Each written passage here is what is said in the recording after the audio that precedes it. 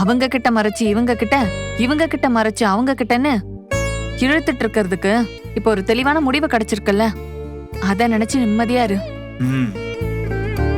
ஆமாத்த, கண்டிப்பா ஒரு நல்ல முடிவோட தான் விஜய் வருவாரு. நீங்க காவேரி அவர் கூட நம்பி அனுப்பி வைங்க அத்த. என்ன முடிவை எடுத்துக்கிட்டு வராருன்னு பாப்போம். ஏ காவேரி, இங்க வந்து உட்காருடி. விஜய்க்கு கோவம் வந்தா டக்கு டக்குன்னு வார்த்தைய விட்டுருவாருக்கா. அப்புறமா உட்காந்து ஃபீல் பண்ணிட்டு இருப்பாரு. சின்ன விஷயத்துக்கு போய் சொன்னா கூட அவருக்கு அப்படி கோவம் வரும். ஆனா பாட்டி அவருக்கே தெரியாம இவ்ளோ பெரிய விஷயத்த பண்ணிருக்காங்க.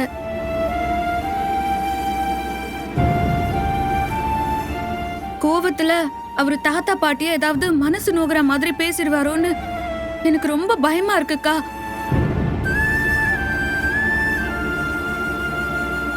அவரை வளர்த்தவங்க இல்லையா, இவர் சின்னதா ஏதாவது சொன்னா கூட அது அவங்களுக்கு ரொம்ப பெருசா வலிக்கும்.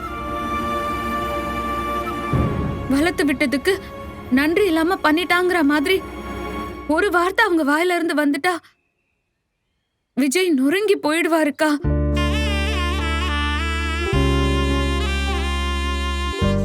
அவங்களும் கஷ்டப்பட்டு இவரும் கஷ்டப்பட்டுன்னு, ஐயோ என்னால அதெல்லாம் யோசிக்க கூட முடியல.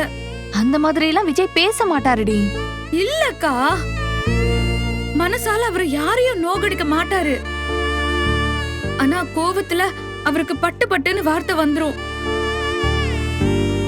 எனக்கு அதான் ரொம்ப பயமா இருக்கு.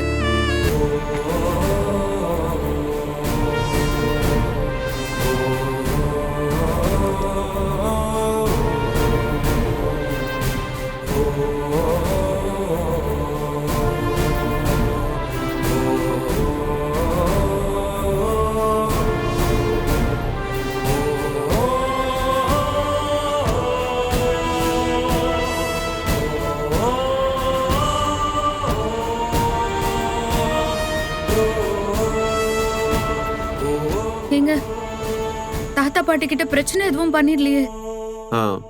உள்ள வாங்க விஜய். எங்க வாங்க.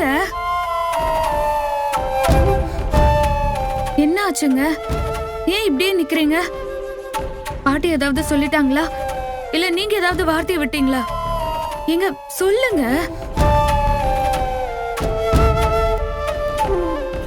என்ன விஜய் ஆச்சு? காவேரிய உங்க வீட்டுக்கு கூட்டிட்டு போறீங்க தானே? இல்ல குமரன்,